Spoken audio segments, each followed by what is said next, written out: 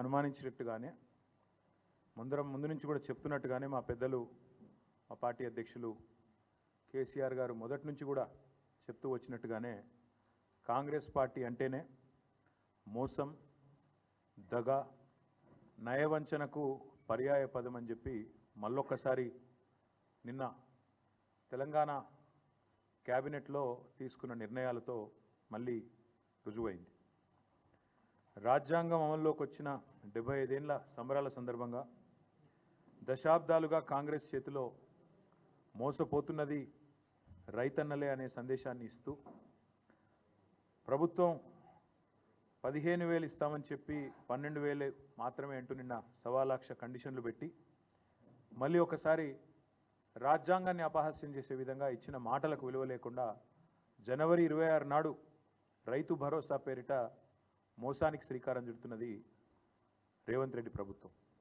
ఒకసారి మిగతా విషయాలు నేను చెప్పే ముందు మోసం, నయవంచన, దగ లాంటి మాట మేము ఎందుకు వాడాల్సి వస్తున్నది, ఎలాంటి బాధాకరమైన పరిస్థితుల్లో ఈ వ్యాఖ్యానాలు చేయాల్సి వస్తుందో మీకు వివరించే ప్రయత్నం నేను చేస్తాను. ముందుగా ఎన్నికలకు సరిగ్గా నెల రోజుల ముందు నుంచి 6 నెలల ముందు నుంచి రైతు డిక్లరేషన్ పేరిట వరంగల్లో వాళ్ళు మొదలుపెట్టిన రైతు డిక్లరేషన్ నుంచి తదనంతరం ఎన్నికల దాకా వాళ్ళు ఏం మాట్లాడారో దయచేసి ఒక్కసారి వారి మాటల్లోనే మీకు చూపెట్టే ప్రయత్నం చేస్తాను. ముందుగా ముఖ్యమంత్రి రేవంత్ రెడ్డి గారు ఆనాడు ప్రదేశ్ కాంగ్రెస్ కమిటీ అధ్యక్షుడిగా మాట్లాడిన మాటలు మీరు వింటారు. భరోసా పథకం కింద 15,000 కౌలు రైతులు కూడా ఇస్తాను. అది గుర్తింపు ఎట్లా అంటే ఇద్దరికి ఇస్తారా, యజమానికి ప్లస్ కౌలు రైతుకా, కౌలు రైతుకేనా? ఇప్పుడు స్పష్టంగా అందులో భూ యజమానికి మీకు అంటే మీరు ఎందుకు ఇంత క్లియర్ గా ఉన్నా కూడా మీకు అనుమానం వచ్చిందో స్పష్టంగా మళ్ళొక్కసారి చదివి వినిపిస్తాం. మీకు ఇందిరమ్మ రైతు భరోసా పథకం భూమి ఉన్న రైతులతో పాటు కౌలు రైతులకు కూడా ఏడాదికి ఎకరాకు 15,000, భూమి లేని ఉపాధి హామీ కూలీలకు ప్రతి ఏడాది 12,000.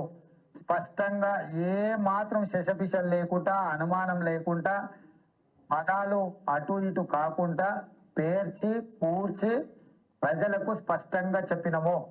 భూ యజమానికి వచ్చే 15,000 భూ యజమానికి వస్తాయి.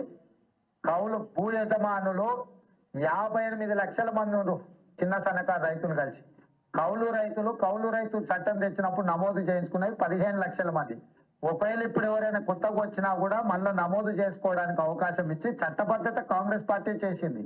సో వాళ్ళందరినీ తీసుకొని ఒక 60 లక్షలు రైతులు ఉన్నారు అనుకుంటే, ఒక 15 లక్షల వీళ్ళు ఉన్నారు అనుకుంటే 75 లక్షల మంది అవుతారా, 80 లక్షల మంది అవుతారా, వాళ్ళందరినీ దృష్టిలో పెట్టుకొని ఈ పథకాన్ని మేము ముందుకు తీసుకురావడం జరిగింది. ఎలాంటి అనుమానం లేదు. భూ యజమానికి 15,000 వస్తుంది ఎకరాకు, కౌలు రైతుకు కూడా 15,000 వస్తుంది. కాబట్టి వాళ్లకు వీళ్లకు ఎలాంటి ఏమంటారు కాన్ఫ్లిక్ట్ ఆఫ్ ఇంట్రెస్ట్ ఏం లేదు. సో ఎలాంటి కాన్ఫ్లిక్ట్ ఆఫ్ ఇంట్రెస్ట్ లేకుండా పదాలు కూర్చి ఏర్చి తెలిసి పూర్తి స్థాయి అవగాహనతో, సోయితో, స్పృహతో కౌలు రైతులకు ఇస్తాం, భూ యజమానులకు ఇస్తాం, ఇద్దరికి 15,000 రూపాయలు ఇస్తాం. మీకు ఎందుకు కన్ఫ్యూజ్ అవుతారు మీరు, నాకు అర్థమైతలేదంటూ పిసిసి అధ్యక్షుడిగా ఆనాడు రేవంత్ రెడ్డి గారు చెప్పిన మాట. ఆ తర్వాత మా హైకమాండ్ చెప్పింది, నేను చెప్తున్న మాట కాదు ఇది అని సోనియా గాంధీ గారిని ఉటంకిస్తూ వారు చెప్పిన మాట కూడా ఉంది. దయచేసి వినండి. ఎందుకంటే సోనియమ్మనే రైతు భరోసా పథకం కింద ప్రతి ఎకరానికి ప్రతి సంవత్సరానికి రైతులకు సహాయం అందించడానికి కౌలు రైతులతో సహా 15,000 రూపాయలు నువ్వు 10,000 బిచ్చమేస్తే మేము ఆత్మగౌరవం నిలబెట్టడానికి 15,000 రూపాయలు ఇస్తున్నాం. ఇదే కాదు, మీరు బిచ్చమేస్తే 10,000 మీరు బిచ్చమేస్తే మేము 15,000 రూపాయలు ఆత్మగౌరవాన్ని పెంచడానికి ఇస్తున్నామంటూ వారు చెప్పిన మాట. ఇదంతా మీరు చూసే ఉంటారు, మళ్ళొకసారి గుర్తు చేయడానికి మాత్రం. అది కూడా సోనియమ్మ చెప్పిన మాట అంటూ, ఇందిరమ్మ రాజ్యంలో సోనియమ్మ మాట నిలబెడతామంటూ సోనియా గాంధీ గారిని ఉటంకిస్తూ ముఖ్యమంత్రి రేవంత్ రెడ్డి చెప్పిన మాట.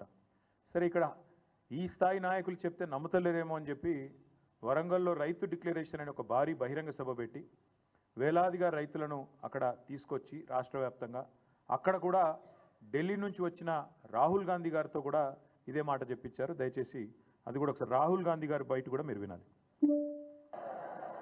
हमने वरंगल डिक्लेरेशन किया, और उसमें हमने तेलंगाना के किसानों से वायदे किए। मैंने कर्जा माफी की बात की, एमएसपी की बात की, 15,000 रुपए प्रति एकड़ डायरेक्ट बेनिफिट हम किसानों को देने जा रहे हैं। और रेवंत जी ने पूरा डिक्लेरेशन पढ़ा। यह सिर्फ एक डिक्लेरेशन नहीं है, ये किसानों के लिए कांग्रेस पार्टी की गारंटी है। ఇది డిక్లరేషన్ కాదు, కాంగ్రెస్ పార్టీ రైతులకిచ్చే ఒక గ్యారంటీ. రేవంత్ రెడ్డి గారు కూడా మొత్తం చదివిన డిక్లరేషన్ నేను కూడా చదువుతున్నా అని చెప్పి 15,000 రూపాయలు ఖచ్చితంగా ఇస్తామని చెప్పి రాహుల్ గాంధీ గారు వరంగల్లో వేలాది మంది రైతుల సమక్షంలో తెలంగాణ రైతులకు ఇచ్చిన మాట. అందుకే ఇవాళ తెలంగాణ ప్రభుత్వం తీసుకున్న ఈ నిర్ణయం ఏదైతే ఉందో 15,000 రూపాయలు ఇస్తాం ఎకరానికి అని చెప్పి ఇవాళ 12,000కే కుదించి సంబురాలు చేయమంటున్న రేవంత్ రెడ్డి ప్రభుత్వం ఖచ్చితంగా తెలంగాణ ప్రజానీకాన్ని, తెలంగాణ రైతాంగానికి తీరని ద్రోహం చేస్తున్నది, తీరని అన్యాయం చేస్తున్నది. ఈ ద్రోహాన్ని, ఈ వంచనని తెలంగాణ రైతులు ఎట్టి పరిస్థితిలో మరి క్షమించరు అనేది తప్పకుండా మా పార్టీ యొక్క ఆలోచన. అందుకే నమ్మి ఓటేసిన పాపానికి డిక్లరేషన్ల పేరిట మీరిచ్చిన వాగ్దానాలు, గ్యారంటీల పేరిట మీరు చెప్పిన మాటలు పచ్చి మోసం అని చెప్పి ఇవాళ తెలంగాణ రైతన్నలందరికీ అర్థమైంది. కాంగ్రెస్ పార్టీని ఖచ్చితంగా భవిష్యత్తులో పాతరేస్తారని చెప్పి మేమైతే బలంగా అనుకుంటా ఉన్నాం. నిజంగా చెప్పాలంటే మోసం అనే పదం కాంగ్రెస్ పార్టీకి సంబంధించినంత వరకు చాలా చిన్న పదం. దగా, నయవంచన, ఈ పదాలు కూడా నిజంగా చెప్పాలంటే సరిపోదు. డిక్షనరీలో కొత్త పదాలు ఎతకాలి వీళ్ళు చేసిన ఈ ద్రోహానికి. అందుకే ఇది ఒక చీకటి అధ్యాయంగా మిగిలిపోతుంది. కపట నాటకాలకు, నోరు తెరిస్తే పచ్చి అబద్ధాలకి, ఇంకొక మాటలో చెప్పాలంటే అబద్ధానికి అంగీలాగు దొడిగితే ఇగో ఈ కాంగ్రెస్ పార్టీ నాయకత్వంలాగా ఉంటుందని చెప్పి వాళ్ళ రాష్ట్ర రైతాంగాన్ని మొత్తానికి కూడా అర్థమైంది. కేసీఆర్ గారి పరిపాలనలో 10 ఏళ్లలో ఆనాడు రుణమాఫీకి, అదేవిధంగా రైతు బంధు పథకానికి రెండింటికి మాత్రమే నేను చెప్పేది, మిగతా చెప్పని కూడా చెప్పట్లేదు. డైరెక్ట్గా రైతుల ఖాతాల్లో పడ్డ పైసల గురించి మాత్రమే చెప్తున్నాను నేను. రైతు బంధు రూపంలో 73,000 కోట్లు, 27,500 కోట్ల రూపాయలు మీకు రుణమాఫీ రూపంలో, ఈ 2 పథకాలు మాత్రమే 1,00,000 కోట్ల రూపాయలు ఇవాళ రైతుల ఖాతాల్లో వేసిన ఘనత కేసీఆర్ ప్రభుత్వంది. ఇవాళ ఎన్నికల్లో మాట ఇవ్వకపోయినా, ఎన్నికల్లో ఓట్ల కోసం మీలాగా డిక్లరేషన్ల పేరిట మోసం చేయకపోయినా, రైతు బంధు లాంటి పథకాన్ని భారతదేశంలో పెట్టిన మొట్టమొదటిసారి పెట్టిన నాయకుడు స్వతంత్ర భారతదేశంలో కేసీఆర్ గారు. అందుకే కేసీఆర్ గారు రైతు బంధుగానే ఉంటారు, రేవంత్ రెడ్డి రాబందుగానే మిగిలిపోతాడు, రైతుల పాలిట రాబందుగానే మిగిలిపోతాడనే మాట నేను ఖచ్చితంగా చెప్తా ఉన్నాను. రేవంత్ రెడ్డి గారే చెప్పినారు, ఇంకా చెప్పాలంటే చాలా వీడియోలు ఉన్నాయని చెప్పిన మాటలు. డిసెంబర్ 3కు ముందు తీసుకుంటే 5,000, డిసెంబర్ 3 తర్వాత తీసుకుంటే 7,500 రూపాయలు ఇస్తానని చెప్పి ఆనాడు ఎన్నికల కమిషన్కు ఉత్తరం రాసి రైతు బంధు ఆపి సన్నాయి నొక్కులు నొక్కిన వాడు రేవంత్ రెడ్డి. ఆ రోజు 10,000 రూపాయలు కేసీఆర్ గారు 2 పంటలకు ఇస్తుంటే 3 పంటలకు ఇయ్యవా, 3వ పంటకి ఇయ్యవా అని అవహేళన చేసిన వాడు రేవంత్ రెడ్డి. 10,000ను బిచ్చమన్నవాడు, ముష్టి అన్నవాడు రేవంత్ రెడ్డి. మరి ఇవాళ మేము అడుగుతున్నాం, 10,000ను ముష్టి అంటివి, బిచ్చమంటివి, 15,000 ఇస్తానంటివి, ఇవాళ 12,000కు సరిపడి మళ్ళీ అదేదో గొప్ప విషయంలాగా చెప్పుకుంటే సిగ్గనిపిస్తలేదా నీకని అడుగుతా ఉన్నాం. కనీసం మాత్రం చీమగుట్టినట్టన్నా అనిపిస్తలేదా? ఇచ్చిన మాటలు ఈ రకంగా సిగ్గు లేకుండా తప్పుతుంటే కనీసంగా కూడా ఏం అనిపిస్తలేదా అని అడుగుతా ఉన్నాం. ఓడదాటదాకా ఓడమల్లన్న, ఒడ్డుకెక్కినాక బోడమల్లన్న. ఇక అది కాంగ్రెస్ పార్టీ యొక్క వైఖరి మొదటి నుంచి కూడా. రాహుల్ గాంధీ నుంచి మొదలు పెడితే రేవంత్ రెడ్డి దాకా అందరి వైఖరి అదే. నేను అడుగుతా ఉన్నా రాహుల్ గాంధీని కూడా, కష్టం వస్తే వస్తా అంటివి, ఇది నా గ్యారంటీ అంటివి, పిలువుండ్రి వస్తా అంటివి.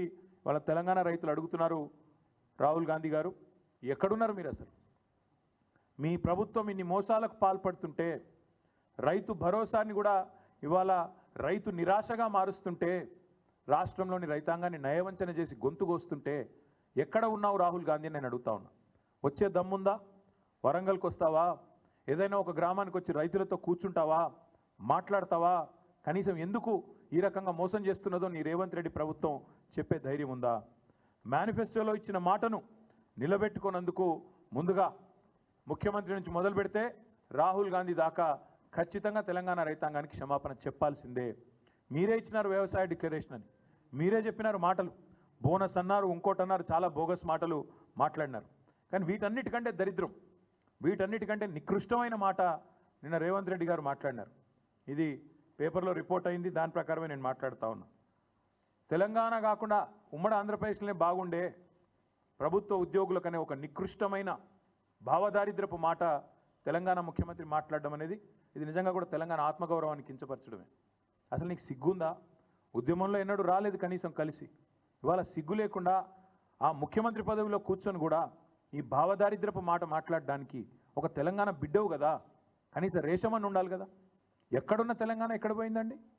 10 ఏళ్లలో భారతదేశానికే ఆదర్శంగా నిలబడ్డ తెలంగాణను పట్టుకొని ఉమ్మడి ఆంధ్రప్రదేశ్లోనే బాగుండే పరిస్థితులను మాట్లాడడానికి నీకు మనసు ఎట్లొచ్చింది?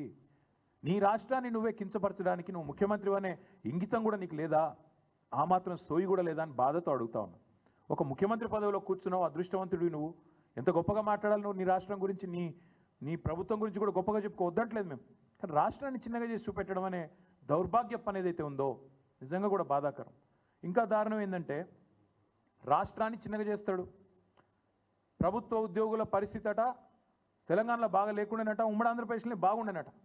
ఎందుకు 73% జీతం పెంచినందుకు బాగా లేకుండేనా? లేకపోతే భారతదేశంలోనే హైయెస్ట్ పే స్కేల్ కేంద్ర ప్రభుత్వ ఉద్యోగుల కంటే కూడా అత్యధికంగా జీతాలు ఇచ్చినందుకు బాగా లేకుండేనా? అత్యధికంగా పెన్షన్లు ఇచ్చినందుకు బాగా లేకుండేనా? లేదా ఇదే ప్రభుత్వ ఉద్యోగులు మన రాష్ట్రాన్ని అగ్రభాగాన భారతదేశంలో నిలబెట్టినందుకు బాగా లేకుండేనా? ప్రపంచంలోనే అతిపెద్ద లిఫ్ట్ ఇరిగేషన్ ప్రాజెక్టు కట్టింది ఇదే ప్రభుత్వ ఉద్యోగులు కాదా? ఇదే ప్రభుత్వంలోని ఇరిగేషన్ డిపార్ట్మెంట్ కాదా? రాష్ట్రాన్ని భారతదేశంలోనే తలసరి ఆదాయంలో నిలబెట్టింది అగ్రభాగాన ఇదే ప్రభుత్వ ఉద్యోగులు, ఇదే ప్రజలు కాదా? రాష్ట్రాన్ని వ్యవసాయంలో ఇబ్బడి ముబ్బడిగా ఉత్పత్తులు వచ్చినాయంటే ఒకవైపు వ్యవసాయ శాఖ అధికారులు, తెలంగాణ రైతులు అందరూ కలిసి కష్టపడితేనే కదా ఫలితాలు వచ్చినాయి. మరి అట్లాంటిది తెలంగాణలో ప్రభుత్వ ఉద్యోగుల పరిస్థితి బాగాలేదు, ఉమ్మడి ఆంధ్రప్రదేశ్లోనే బాగుండే అనే నికృష్టపు మాట ముఖ్యమంత్రి నోట రావచ్చునా? ఇవన్నీ కాకుండా పచ్చి అబద్ధాలు చెప్పడమే వీళ్ళు అలవాటుగా మార్చుకున్నారు. ఎందుకు ఇస్తలేవా రేవంత్ రెడ్డి పెన్షన్లు అంటే పచ్చి అబద్ధం. ఎందుకు ఇస్తలేవా రేవంత్ రెడ్డి 100 రోజుల్లో 6 గ్యారంటీలు అంటే ఆర్థిక పరిస్థితి లేదు, దివాలా తీసినది, నాశనం అయిపోయింది, అప్పుల పాలైపోయింది అని దివాలాకోరు మాటలు మాట్లాడుతున్నాడు ముఖ్యమంత్రి.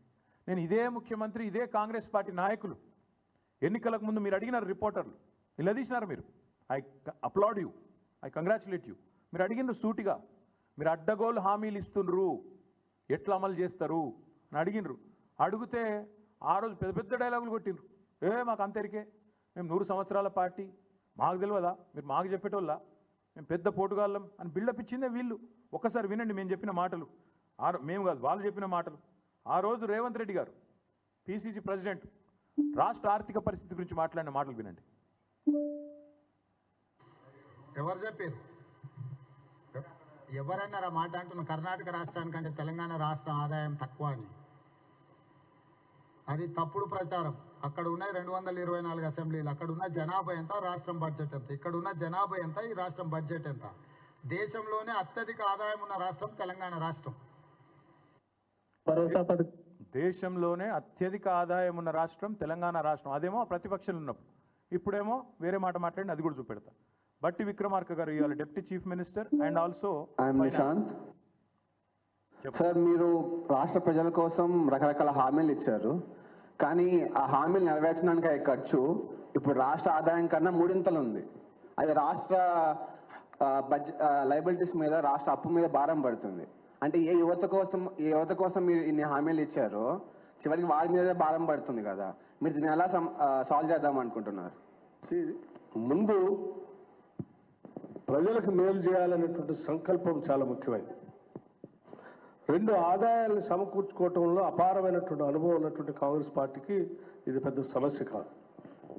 ఈరోజు రాష్ట్రంలో తీసుకొచ్చినటువంటి 5 లక్షల కోట్ల అప్పుల్లో ఈ కాళేశ్వరం మీద ఖర్చు పెట్టినటువంటి ఆ 80,000 కోట్ల 1,00,000 కోట్ల మధ్యలో ఉన్నటువంటి సంపద ఇప్పుడు అది అవసరం లేదు. రేపు పొద్దున భవిష్యత్తు 50,000 కోట్ల రూపాయల పేరు మీద మీరు మిషన్ భగీరథ కోసం ఖర్చు పెట్టినటువంటి ఖర్చు కూడా ఇప్పుడు రాబోయే కాంగ్రెస్ ప్రభుత్వాలకి అవసరం లేదు.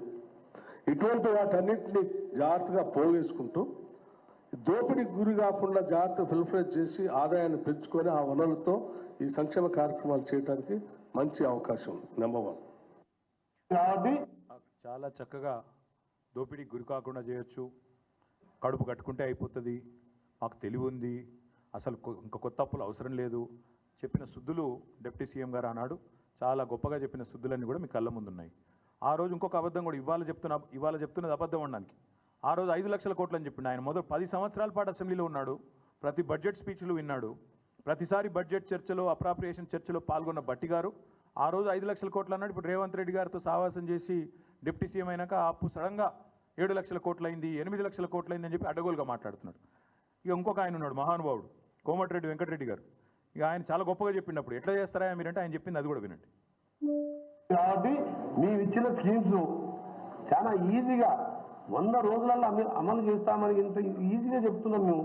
అంటే మాకు లెక్కలు లేకుండానే 5 times మీ ఎమ్మెల్యే మినిస్టర్ ఎంపీగా ఉన్నాను మేము చెప్తామా? 100 days చూస్తూనే అయిపోతాయి. ఇప్పుడు ఆర్టీసీ బస్సెస్ ఫ్రీ పోతున్నాయా? గృహలక్ష్మి స్టార్ట్ అయిందా? కర్ణాటకలో మా దగ్గర మహాలక్ష్మి స్టార్ట్ అవుతుందా? గృహలక్ష్మి మహాలక్ష్మి ఫస్ట్ మంత్ స్టార్ట్ చేస్తాం. అక్కడ రైస్ షార్టేజ్ ఉండి బయట స్టేట్లో కొని ఇచ్చే వరకు ఒక్క స్కీమ్ లేట్ అయింది, అది కూడా ఇప్పుడు స్టార్ట్ అయింది. మా దగ్గర అన్నీ ఉన్నాయి కదా, ఇన్కమ్ పెరుగుతుంది. బతుకునిచ్చే తెలంగాణ ప్రతి ఒక్కరికి 5 లక్షల సొంత ప్లేస్ ఉంటేనేమో 5 లక్షలు, లేకుంటే ప్లేస్ ప్లస్ 5 లక్షలు ఫస్ట్ 100 daysలోనే అలాట్ చేస్తాం. ఇవంతా కలిసి బడ్జెట్ ఎంతో తెలుసురా? ఆయన 10 లక్షలు ఇచ్చే దళిత బంధు వాళ్ళ నాయకులకు దోషి పెడుతుంది, బీసీ బంధు అవన్నీ పెడితే ఈ స్కీమ్స్ అన్నీ అయిపోతాయి. 10 లక్షలు ఇచ్చే దళిత బంధు బంద్ చేయాలి, బీసీ బంధు బంద్ చేయాలి. 100 రోజుల లోపలనే ఇండ్లు లేని వాళ్ళకి ఇండ్లు ఇస్తాం, ప్లాట్ కూడా లేకపోతే ప్లాట్ ఇస్తాం, మీదికి 5 లక్షలు ఇస్తాం, 100 రోజుల లోపలనే ఇస్తాం. కానీ వీళ్ళు మాట్లాడిన మాటలు, వీళ్ళు చెప్పిన హామీలు బాధ ఎక్కడ అనిపిస్తుంది అంటే, సరే ఓట్ల కోసం ఇష్టం వచ్చినట్టు నోరు ఎట్లా ఉంటే అట్లా నారికి ఎంత వస్తే నోటికి ఎంత ఇస్తంతా మాట్లాడినారు. కానీ ఇవాళ బాధ్యతాయుతమైన పదవుల్లో కూర్చొని మంత్రులుగా, ఉప ముఖ్యమంత్రిగా, చీఫ్ మినిస్టర్గా ఇవాళ మాట్లాడుతూ ఆర్థిక పరిస్థితి బాగాలేదు అని చెప్పడానికి సిగ్గనిపిస్తలేదా? బాగాలేనిది ఆర్థిక పరిస్థితి కాదు, మీ మానసిక పరిస్థితి. బాగాలేనిది మీ మానసిక పరిస్థితి బాగాలేదు. మీకు ఇక్కడ గుజ్జు లేకపోతే మేమేం చేస్తాం దానికి? మీకు తెలివి లేదు, రాష్ట్రాన్ని నడిపే తెలివి లేదు, పరిపాలన చేత కాదు. కాబట్టి నోటికొచ్చిన వ్యాఖ్యానాలు చేస్తూ ఉన్నారు. చక్కదిద్దాల్సిన సీట్లో కూర్చొని చేతగాని మాటలు మాట్లాడితే ప్రజలు ఏమనుకుంటారు? మీకు లోన్లు ఇచ్చే ఇన్స్టిట్యూషన్స్ ఏమనుకుంటాయి? దేశంలోని మిగతా పార్టీలు ఏమనుకుంటాయి? మిగతా రాష్ట్రాలు ఏమనుకుంటాయి అనే కనీస సోయి కూడా లేదా? అసలు మిమ్మల్ని కూర్చోబెట్టింది ఎందుకు? ఆ 420 హామీలు మీరు ఏదైతే ఇచ్చినారో వాటిని అమలు చేయండి అని. కానీ మీరేం చేస్తున్నారు? అర్జెంటుగా కేసులు పెట్టండి, రాష్ట్ర ఆత్మగౌరవాన్ని దెబ్బతీయండి, మార్పు పేరిట వేల కోట్ల రూపాయలు ఖర్చు పెట్టండి, పనికిమాల పనులు చేస్తూ టైంపాస్ చేయండి అనా మిమ్మల్ని కూర్చోబెట్టింది? అక్కడ కాదు కదా. రైతు భరోసా ఏది, 6 గ్యారంటీలు ఏది? గతంలో ఒక మాట అన్నారు ముఖ్యమంత్రి గారు, ఇప్పుడు ఆ వీడియో ప్లే చేయమంటే చేస్తాను, దగ్గర ఉంది.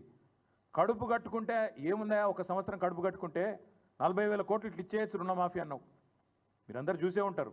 అంటే ఇప్పుడు ఏమైంది మరి? ఈ 420 హామీలు ఏమైనాయి? ఇవాళ ఈ కారు కూతలు ఎందుకు? రాష్ట్ర ఆర్థిక పరిస్థితి బాగాలేదు అనే దివాలా కోరు మాటలు ఎందుకు మాట్లాడుతున్నావు? రైతులను మోసం చేయడానికా? మహిళల్ని మోసం చేయడానికా? పెద్ద మనుషులను మోసం చేయడానికా? లేదా మీ మాటలు నమ్మి ఓట్లేసిన మొత్తం ప్రజలందరినీ మోసం చేయడానికా? ఈ కుంటి సాకులు ఎక్కువ రోజులు చెప్పి తప్పించుకోలేవు. రాష్ట్ర ఆర్థిక పరిస్థితిని ఎవడన్నా ఖరాబ్ చేసిండా అంటే ముమ్మాటికి రేవంత్ రెడ్డి అని నేను ఖచ్చితంగా చెప్తా ఉన్నాను, నిర్ద్వందంగా చెప్తా ఉన్నాను. లేకపోతే చక్కగా పరుగులు పెడుతున్న రాష్ట్రాన్ని, పరుగులు పెడుతున్న హైదరాబాద్ రియల్ ఎస్టేట్ రంగాన్ని, హైడ్రా పేరిట, మూసీ పేరిట దౌర్భాగ్యం అంతా తెచ్చిందే ఈ కాంగ్రెస్ ప్రభుత్వం. మొత్తం వీళ్ళ విధ్వంసకరమైన ఆలోచనలతో, వీళ్ళ చాతగాంతనంతోనే రాష్ట్ర ఆర్థిక పరిస్థితి వాళ్ళ కుదేలైంది. నువ్వే బజార్లో పడి నేను నా ఆర్థిక పరిస్థితి బాగాలేదు బాగాలేదు బాగాలేదు అని 10 సార్లు చెప్తే కొత్త ఇన్వెస్టర్ ఎవడన్నా వస్తాడా? ఉన్నవాడే పారిపోయిండు. 3 పెద్ద పెద్ద పరిశ్రమలు పారిపోయినాయి. కెయిన్స్ అనే పరిశ్రమ పారిపోయింది. మేము కష్టపడి బెంగళూరు నుంచి ఇక్కడికి పట్టుకొస్తే ఆయన గుజరాత్ పారిపోయిండు. కార్నింగ్ అనే పరిశ్రమ తమిళనాడు పారిపోయింది. ఫాక్స్కాన్ విస్తరణ ఆగిపోయింది, తమిళనాడులో విస్తరిస్తూ ఉన్నారు. ఎవడొస్తాడండి దివాలా తీసిన రాష్ట్రానికి? నువ్వు ప్రోత్సాహకాలు ఇస్తావో ఇయ్యవో, రేపు రాయితీలు ఇస్తావో ఇయ్యవో, నీ పెట్టిన మాటలకి విశ్వాసం ఎక్కడుంటుంది? ఒప్పందాలు ఉన్న వాటిని నువ్వు ఇష్టం వచ్చినట్టు ఏకపక్షంగా రద్దు చేస్తే ఎవడు పట్టించుకుంటాడు? రాష్ట్రాన్ని విధ్వంసం చేసిందే, ఈ రాష్ట్రాన్ని అతలాకుతలం చేసిందే నీ దివాలా కోరుతనం, నీ భావదారిద్ర్యం. ఈ అన్నింటికి మించి ఆశ్చర్యకరం అనిపించేది. ఒకవైపు ఏమో కొత్త పెట్టుబడులు రానివ్వట్లేదు మీరు, మరొక వైపు ముఖ్యమంత్రి గారు దావోస్ పోతున్నారని తెలిసింది, దాని గురించి మళ్ళీ మాట్లాడతాను నేను. మరొక వైపు 1,38,000 కోట్ల అప్పు ఒక సంవత్సరంలో. కేసీఆర్ గారు అప్పుల పాలు చేసిండు రాష్ట్రాన్ని ఒకవైపు మాట్లాడుతూ, కేసీఆర్ గారు ఆనాటి ప్రభుత్వం మొత్తం 10 ఏళ్లలో 4,17,000 కోట్ల అప్పు చేస్తే ఈ ప్రభుత్వం ఒక్క సంవత్సరంలో 1,38,000 కోట్ల అప్పు చేసింది.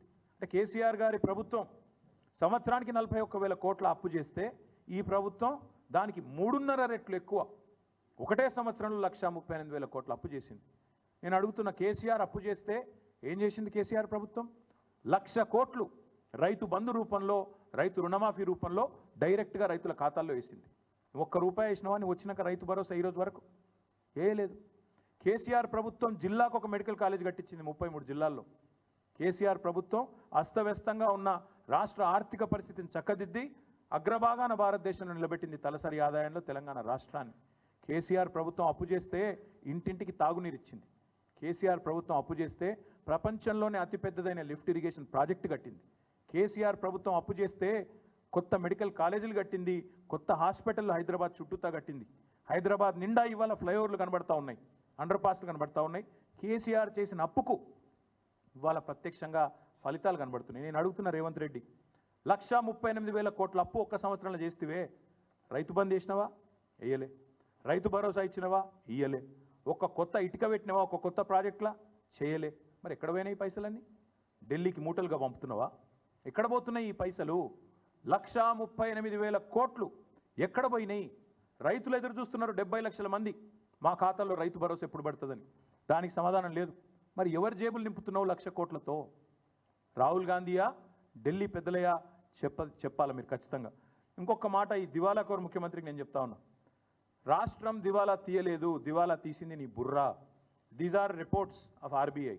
నిన్న ముఖ్యమంత్రి చెప్పిన పచ్చి అబద్ధాలు మీ ముందు పెట్టాలి, ఎందుకంటే ప్రజలకు కూడా తెలవాలా ఈయన మాట్లాడే మాటలు పచ్చి జూటా మాటలని. I'm quoting from RBI report on state finances and this is audited report of Government of Telangana published by Government of Telangana. నేనేదో ఆల్తు ఫాల్తు మాటలు, నా ఇష్టం వచ్చిన లెక్కలు, నా సొంత కవిత్వాలు చెప్పట్లేదు. Government of Telangana and RBI report నుంచే మాట్లాడుతున్నాను. కావాలంటే ఆ కాపీ కూడా మీ అందరికీ నేను అందజేస్తాను. ముఖ్యమంత్రి గారు మాట్లాడే మాటలు ఎంత దివాలాకోరు మాటలు చెప్పడానికి చెప్తా ఉన్నాను, బాధ అనిపించి చెప్తా ఉన్నాను. రైతు భరోసా ఎందుకు ఇస్తలేవయా రేవంత్ రెడ్డి? 15,000 అంటే ఏం చేస్తాం? పైసలు లేవు. రుణమాఫీ ఎందుకు చేస్తలేవయా? పైసలు లేవు. ముసలోళ్ళకి పెన్షన్లు ఎందుకు ఇస్తలేవు? పైసలు లేవు. ఏమనంటే రాష్ట్రానికి కేసీఆర్ అప్పులపాలు చేసిపోయింది. కేసీఆర్ అప్పులపాలు చేయలేదు. దాని తార్కాణం నేను ఇప్పుడే మీకు చెప్తాను. మేము రాష్ట్రంలో అధికారంలోకి వచ్చినాడు 2014లో ఈ రాష్ట్రం యొక్క పరిస్థితి మాకు కాంగ్రెస్ ప్రభుత్వం అప్పచెప్పినాడు. రెవెన్యూ సర్ప్లస్తో, రెవెన్యూ మిగులుతో మాకు అప్పచెప్పింది కాంగ్రెస్ ప్రభుత్వం. 369 కోట్ల రెవెన్యూ మిగులుతో మాకు అప్పచెప్పారు 2014లో 369 crores. మేము దిగిపోయే నాడు 2022-23 నాడు బడ్జెట్ ప్రకారం 5,943 కోట్ల రెవెన్యూ మిగులుతో మేము తిరిగి వాళ్ళకి అప్పచెప్పినాం. 369తో మీరు మాకు అప్పచెప్తే రాష్ట్ర ఆదాయం పెంచినాం, మిగులు పెంచినాం. మీకు అప్పచెప్పినాడు 5,943 కోట్లతో 2022-23 బడ్జెట్ ప్రకారం రెవెన్యూ సర్ప్లస్తో మీకు అప్పచెప్పినాం. ఏంది రెవెన్యూ సర్ప్లస్ అంటే? అసలు రెవెన్యూ సర్ప్లస్ అంటే ఏంది అంటే, ప్రతి రాష్ట్రానికి రెవెన్యూ రాబడి ఉంటుంది, రెవెన్యూ ఖర్చు ఉంటుంది, రెవెన్యూ రెసీట్స్ ఉంటాయి, రెవెన్యూ ఎక్స్పెండిచర్ ఉంటుంది. రెవెన్యూ రిసీట్స్ ఏంటి అంటే, మీకు వచ్చే రాబడి ఎక్కడెక్కడి నుంచి వస్తుంది? ఎక్కడి నుంచి వస్తుంది అంటే, ఒకటి సెంట్రల్ ట్యాక్సెస్లో మన షేర్ మనకు ఉంటుంది, state share in central taxes అంటే జిఎస్టీ కావచ్చు, ఇంకోటి కావచ్చు. అట్లాగే స్టేట్ ఓన్ ట్యాక్స్ రెవెన్యూ ఉంటుంది. దాంతోపాటు నాన్ ట్యాక్స్ రెవెన్యూ కూడా ఉంటుంది. నాన్ ట్యాక్స్ రెవెన్యూ అంటే ఇప్పుడు మీకు శాండ్ మీద ఇతరత్ర మైనింగ్లో వచ్చే ఆదాయం నాన్ ట్యాక్స్. అట్లాగే గ్రాంటినేట్స్ కేంద్ర ప్రభుత్వం నుంచి కానీ ఇతరత్ర కానీ గ్రాంట్స్ ఉంటాయి కొన్ని, అవన్నీ కలిపితే రెవెన్యూ రాబడి, రెవెన్యూ రిసీట్. రెవెన్యూ ఎక్స్పెండిచర్ కూడా ఉంటుంది ప్రతి రాష్ట్రానికి. రెవెన్యూ ఎక్స్పెండిచర్ ఏంటిది? రెవెన్యూ ఎక్స్పెండిచర్లు ఏముంటాయంటే, జీతభత్యాలు, రాష్ట్ర ఉద్యోగులకు ఇచ్చే జీతము భత్యము డిఏ ఎట్సెట్రా, పెన్షనర్స్కి ఇచ్చే పెన్షన్లు, అప్పులకు కట్టే మిత్తి, దాంతోపాటు మనం ఇచ్చే సబ్సిడీలు, రైతులకు ఇచ్చే ఉచిత విద్యుత్ కావచ్చు, ఇంకోటి కావచ్చు ఇచ్చే సబ్సిడీలు, ఇవన్నీ కూడా రెవెన్యూ ఖర్చు. సో రెవెన్యూ రిసీట్స్ ఉంటాయి, రెవెన్యూ ఎక్స్పెండిచర్ ఉంటుంది. Revenue receipt minus revenue expenditure is what is surplus. అంటే అన్ని ఖర్చులు పోను, జీతాలు ఇవ్వంగా, పెన్షన్లు ఇయ్యంగా, మిత్తి గట్టంగా, అప్పులు గట్టంగా, సబ్సిడీలు ఇయ్యంగా మిగిలి ఉన్నది రెవెన్యూ సర్ప్లస్. తెలంగాణ మీరు మాకు అప్పచెప్పినాడు 369 రెవెన్యూ సర్ప్లస్. మళ్ళీ మేము మీకు అప్పచెప్పినాడు 5,943 కోట్ల సర్ప్లస్. మొన్న మీ బట్టి విక్రమార్క పెట్టిన బడ్జెట్లో రెవెన్యూ సర్ప్లస్ ఎంత ఉందని చెప్పినావు నువ్వు? 23-24 బడ్జెట్లో 1,704 కోట్ల 89 లక్షల రూపాయల రెవెన్యూ సర్ప్లస్ ఉందని చెప్పినావు. మళ్ళీ దాన్ని రివైజ్ చేసినావు. 2024-25 బడ్జెట్ ఎస్టిమేట్ ప్రకారం 297 crore సర్ప్లస్ అని చెప్పినావు. సరే పర్వాలేదు. ఎనీవే మళ్ళీ నువ్వేం చెప్తున్నావు? ఫైనల్గా సర్ప్లస్ రాష్ట్రం రెవెన్యూ మిగులు అని చెప్తున్నావు. మేము ఇవాళ ముఖ్యమంత్రిని అడుగుతున్నాం, నీకు సిగ్గు లజ్జ ఏమైనా ఉందా? ఇట్లా పచ్చి అబద్ధాలు చెప్పొచ్చా? నాకు నెలకు 4,000 మైనస్ ఉందని అబద్ధాలు చెప్పొచ్చా? అది కూడా చెప్తాను నేను మీకు. రెవెన్యూ సర్ప్లస్ అని నీ ప్రభుత్వమే చెప్తుంది, ఇంకో దిక్కేమో నెలకు 4,000 ఘాటా ఉందని చెప్తావా? ఇట్లా అబద్ధాలు చెప్పొచ్చా ముఖ్యమంత్రి అంటాడు? అది సాటుగా అరలో కూర్చుని అదేందో మళ్ళీ మైకులో చెప్పేందుకు అది సిగ్గైనట్టు. నేను అందుకే చెప్తాను, ఇది ముఖ్యమంత్రి గారికి చదువుకోకొద్దిగా అప్పుడప్పుడు మీ డిపార్ట్మెంట్లు, మీ ప్రభుత్వం ప్రచురించే పుస్తకాలు అప్పుడప్పుడు చదువు. మీ డిపార్ట్మెంట్ చెప్పిన లెక్కల ప్రకారమే, ఫైనాన్స్ డిపార్ట్మెంటు ఆర్బీఐ చెప్పిన లెక్కల ప్రకారం రాష్ట్రానికి రెవెన్యూ రిసీట్ 2024-25 గాను 2,21,242 కోట్లు. అంటే దీన్ని కనుక మీరు 12తో విభజిస్తే, 12 నెలలకు కానీ విభజిస్తే ప్రతి నెల మనకు 18,436 కోట్ల 94 లక్షలు. 18,436 కోట్ల 94 లక్షలు ప్రభుత్వానికి రెవెన్యూ రిసీట్ రూపంలో, ఇప్పుడు నేను చెప్పినట్టు రకరకాల రూపంలో, ట్యాక్స్ల రూపంలో, ఇంకో రూపంలో వచ్చేది. దాంతోపాటు క్యాపిటల్ రిసీట్స్ ఉంటాయి. క్యాపిటల్ రిసీట్స్ అంటే ఏంటి? మనకు ఆల్రెడీ అప్రూవ్ అయిన ఓపెన్ మార్కెట్ లోన్లు ఉంటాయి, ఫ్లోటింగ్ డెట్ ఉంటుంది, దాంతోపాటు కొన్ని డిపాజిట్లు ఉంటాయి. ప్రతి డిపార్ట్మెంట్కి డిపాజిట్స్ ఉంటాయి, ఫిక్స్డ్ డిపాజిట్లు ఎట్సెట్రా. వాటి మీద కొంత కంటింజెన్సీ ఫండ్ ఎట్సెట్రా ఉంటాయి. అది ఒక 69,572 కోట్లు అకార్డింగ్ టు దేర్ రిపోర్ట్. ఇది మళ్ళీ లెక్క తీస్తే 12తోని 5,797 కోట్లు. రెండు కలిపితే నీకు నెల నెలా వచ్చే ఆదాయం 18,436 కోట్లు ప్లస్ నీ క్యాపిటల్ రిసీట్ నెలకు ఉండేది 5,797 కోట్లు. మొత్తం రెండు కలిపితే నెలకు రేవంత్ రెడ్డి ప్రభుత్వానికి ఇవాళ అందుబాటులో ఉన్నది 24,234 కోట్లు. అంటే నువ్వు చెప్పినట్టు నెల ఖర్చు పెట్టంగా ఇంకా మిగిలేది ఎంత తెలుసా? నెలకు దగ్గర 1,734 కోట్ల మిగులు ఉంది నెలకు, ఇతర కార్యక్రమాలు చేయడానికి, డెవలప్మెంట్ వర్క్స్ కానీ ఇంకోటి కానీ చేయడానికి. ముఖ్యమంత్రిని అడుగుతా ఉన్నా, ఇంత అబద్ధాలు చెప్పొచ్చా? 4,000 ఘాటా ఉందని చెప్పొచ్చా? క్లియర్గా నీకు రెసీట్స్ కనబడుతున్నాయి ఇదే రిపోర్ట్లో, నీకు క్లియర్గా నీ మంత్లీ రెవెన్యూ కనబడుతున్నది. రెండు కలిపితే నీకు నెలకు ఇంకొక 1,734 కోట్లు ఖర్చు పెట్టుకునే వెసులుబాటు కనబడుతున్నది. అయినా అబద్ధాలు చెప్తావు. ఇంకొక దారుణమైన మాట చెప్పినాడు, జీతాలకి. ఇది నేను ఊరికేనే చెప్పట్లేదు, ఇది కూడా రేవంత్ రెడ్డి గారు చెప్పిన మాట. జీతాలకి నెలకు 6,500 కోట్లు అవుతుందని రేవంత్ రెడ్డి గారు చెప్పారు. ఏమని? 18,500 కోట్లు payment of salaries of employees అని చెప్పాడు. కానీ ఎంత పచ్చి అబద్ధపు మాట అంటే అది. ఎందుకంటే మళ్ళీ పీఆర్సీ ఇవ్వకుండా తప్పించుకుంటుంది ఇదంతా. పీఆర్సీ ఇవ్వద్దు, డిఏలు ఎగ్గొట్టాలి, ఏదో ఒకటి చెప్పి మొత్తానికి ఆగమాగం చేయాలి. అది కూడా ఎంత జూట మాట అంటే, మా దగ్గర ఇదే రిపోర్ట్ ప్రకారం లెక్కలు ఉన్నాయి. ఇవాళ ఆర్బీఐ లెక్కల ప్రకారం జీతాలకు మొత్తం సంవత్సరానికి 40,000 కోట్లు, పెన్షన్లకు 11,641 కోట్లు, జీతాలకు 40,782 కోట్లు. రెండు కలిపితే కూడా మీకు 52,424 కోట్లు. అంటే డివైడెడ్ బై 12 వేసుకోండి, నెలకి ఎంత పోతుంది? 4,360 కోట్లు. మరి రేవంత్ రెడ్డి గారు 6,500 కోట్లు అని చెప్పి బడాయించి చెడాయించి నోటికొచ్చిన లెక్క చెప్తాడు. 4,300 కోట్లు ఎక్కడా? 6,500 కోట్లు ఎక్కడ? ఒక ముఖ్యమంత్రికి ఇన్ని పచ్చబద్దాలు చెప్పొచ్చా?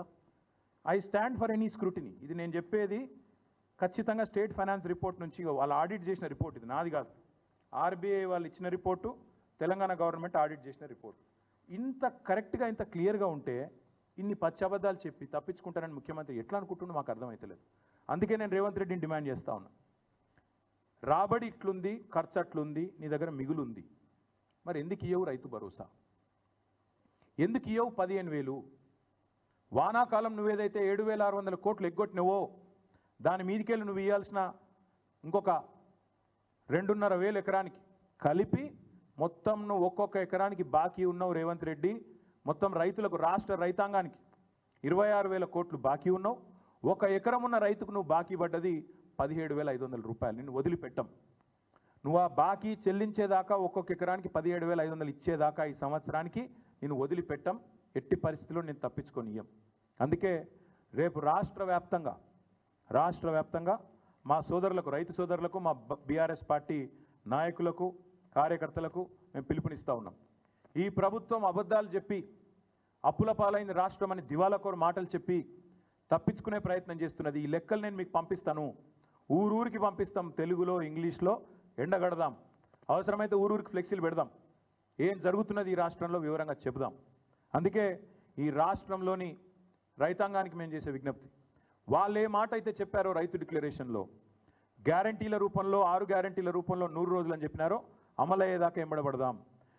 మన అసెంబ్లీ ముంగటున్న గన్ పార్క్ నుంచి మొదలు పెడితే గల్లీ దాకా, అంటే గ్రామం నుంచి మొదలు పెడితే అసెంబ్లీ దాకా ఎంబడబడదాం. ఢిల్లీలో రాజ్యసభ సభ్యులు ఉన్నారు, పార్లమెంట్లో వాళ్ళు కూడా ఎంబడబడతారు. కాంగ్రెస్ పార్టీ మాట నిలబెట్టుకోవాలని అక్కడ వారు కూడా గర్జిస్తారు. ప్రతి ఎకరానికి మీరే చెప్పారు 2 పంటలకు 15,000 ఇస్తామన్నారు. 15,000 ఇచ్చి తీరాల్సిందే. ఇవ్వకపోతే కాంగ్రెస్ నాయకులు ప్రజాక్షేత్రంలో ఎట్లా తిరుగుతారో మేము కూడా చూస్తాం. రైతులకు మేము విజ్ఞప్తి చేస్తున్నాం, పిలుపునిస్తున్నాం. ఈ నయవంచనకు పాల్పడ్డ కాంగ్రెస్ను నిలదీయండి. ఎక్కడికక్కడ కాంగ్రెస్ కార్యకర్తలను, కాంగ్రెస్ నాయకులను అడగండి. కాంగ్రెస్ ప్రజాప్రతినిధులను అడగండి, ఏమైందయ్యా, ఎందుకు అబద్ధాలు చెప్తున్నారు, రాష్ట్రం అప్పుల పాలైందని చెప్పి దివాలాకోరు మాటలు ఎందుకు మాట్లాడుతున్నారు అడగండి. అదేవిధంగా మీకు బాకీ ఉన్న 17,500 రూపాయలు ఎకరానికి ఖచ్చితంగా ఇచ్చేదాకా కాంగ్రెస్ పార్టీని ఎక్కడికక్కడ నిలదీయండి అని పిలుపునిస్తూ ఉన్నాం. రేపు రాష్ట్ర వ్యాప్తంగా అన్ని మండలాల్లో మా పార్టీ నాయకులు, మా పార్టీ కార్యకర్తలు వివిధ రూపాల్లో రేపు జిల్లాలలో, నియోజకవర్గాలలో, మండలాల్లో ఎక్కడికక్కడ రాష్ట్ర రైతాంగానికి మద్దతుగా, సంఘీభావంగా, ఈ మోసానికి వ్యతిరేకంగా నిరసనలు, కార్యక్రమాలు వివిధ రూపాల్లో చేపడతాం. ఈ ప్రభుత్వం దిగొచ్చేదాకా ఈ నిరసనలు ఒక్కరోజుతో వదిలిపెట్టాం. చూస్తాం, రేపు నిరసన చెప్తాం. ప్రభుత్వం సంక్రాంతి వరకు ఏదైతే వేస్తానంటుందో రైతు భరోసా జనవరి 26 నుంచి ప్రారంభం అంటున్నారు. సంక్రాంతి తర్వాత వీళ్ళు మాట నిలుపుకుంటారా, 15,000 ఇస్తారా, ఇయ్యరా, తప్పకుండా చూస్తాం. అట్లాగే మేము గమనిస్తూ ఉన్నాం జాగ్రత్తగా. పత్తి రైతును మోసం చేసే ప్రయత్నం, కంది రైతులను మోసం చేసే ప్రయత్నం, ఎవరైతే లాంగ్ డ్యూరేషన్ క్రాప్స్ చేసే రైతులు ఉన్నారో 6-7 నెలల పంట, 2వ పంట వేసుకోవడానికి అవకాశం లేని వాళ్ళని మోసం చేస్తారా, వాళ్ళకు కూడా ఇస్తారా చూస్తాం. నిన్న మొన్నటిదాకా ప్రమాణపత్రం ఇవ్వాలి రైతులు అన్నారు. మరి ప్రమాణపత్రం అడుగుతారా లేదా యథావిధిగా వేస్తారా అది కూడా గమనిస్తాం.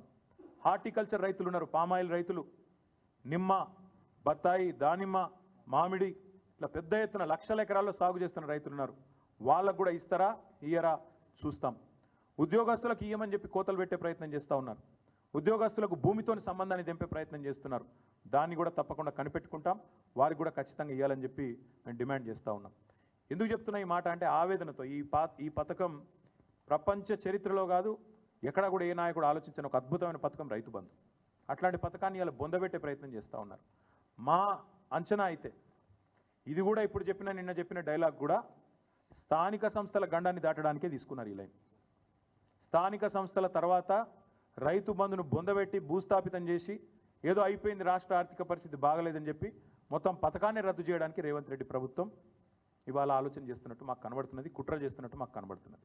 అందుకే రాష్ట్ర రైతాంగానికి విజ్ఞప్తి చేస్తూ ఉన్నాం, రైతు బంధు పథకాన్ని కాపాడుకోవాలి అంటే మీరందరూ కథానాయకులు కావాలి. ఎక్కడి వాళ్ళక్కడ రాష్ట్ర రైతులు కథానాయకులు కావాలి. తప్పకుండా కాంగ్రెస్ నాయకులను ఎక్కడికక్కడ నిలదీయాలి. ఎందుకంటే ఇది మా పార్టీ సమస్య కాదు, నిరంజన్ రెడ్డి గారిదో, నా సమస్యనో, లక్ష్మయ్య గారిదో కాదు.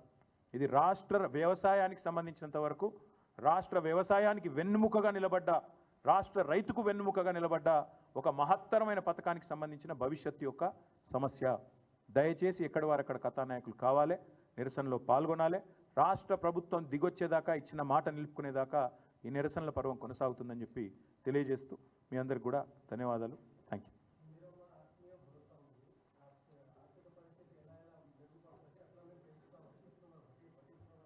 ఎవరూ చెప్పలేదు, వాళ్ళ మాటలకు విలువ కూడా లేదు. వాళ్ళ గ్యారంటీలే నాలుకకి కేసు పారేసుకోవడానికి పనికిరాని గ్యారంటీలు అయినాయి. కాబట్టి రాష్ట్రంలోని రైతులు రోడ్డెక్కి రాష్ట్రంలోని రైతులు నిరసన చెప్తే తప్ప వీళ్ళ మాట వీళ్ళు నిలబెట్టుకోరు. కాంగ్రెస్ పార్టీ రేపు స్థానిక సంస్థల గండాన్ని దాటడానికి మాత్రమే ఇప్పుడు ఈ తాత్కాలికంగా డ్రామా ఆడుతున్నది. ఇది మీరు అందుకే అంటున్నాను, నేను రాష్ట్ర రైతులు ఆలోచన చేసుకోవాలా. ఈ పథకం ఉండాలి, వ్యవసాయం బాగుండాలి, వ్యవసాయాన్ని పండుగ చేయాలన్న కేసీఆర్ గారి కళ పండాలి నిండాలి అంటే, మీరు బాగుండాలి అంటే మీరు తప్పకుండా కాంగ్రెస్ నాయకులను ఎక్కడికక్కడ నిలదీయండి. ఈ ప్రభుత్వం మీద మాకు నమ్మకం లేదు బ్రదర్. ఎందుకంటే ఇన్ని మాటలు తప్పినోళ్ళు రేపు ఆ పథకం నిలబెట్టుకుంటారు, మాటలు నిలబెట్టుకుంటారని నాకైతే విశ్వాసం లేదు. చూద్దాం. లోకల్ బాడీ కోసం డ్రామా ఆడుతున్నారని నేను నిర్దిష్టంగా ఆరోపణ చేస్తున్నా. ఎన్ని లక్షల మందికి ఇస్తారు? ఇప్పుడు మీరే చెప్పిండ్రు 22 లక్షల మంది కౌలు రైతులు అన్నారు. ఇవాళ కౌలు రైతుల గురించి ఒక్క మాట మాట్లాడుతుందా ప్రభుత్వం? ఇస్తుందా కౌలు రైతులకు రైతు భరోసా? ఒక్క మాట చెప్తున్నారా? మరి ఇన్ని మాటలు చెప్పిన వాళ్ళు ఎన్నికలకు ముందు కౌలు రైతు అనే మాట కనీసం నోట్లోంచి వస్తుందా? అందుకే మేము అంటున్నాం, ఇది మోసకారి ప్రభుత్వం, రైతు బంధును బొందబెట్టే ప్రయత్నం చేస్తున్న ప్రభుత్వం. ఖచ్చితంగా రైతులు మేల్కొనాలని నిరసన చెప్పాలని కోరుతా ఉన్నాం. Thank you.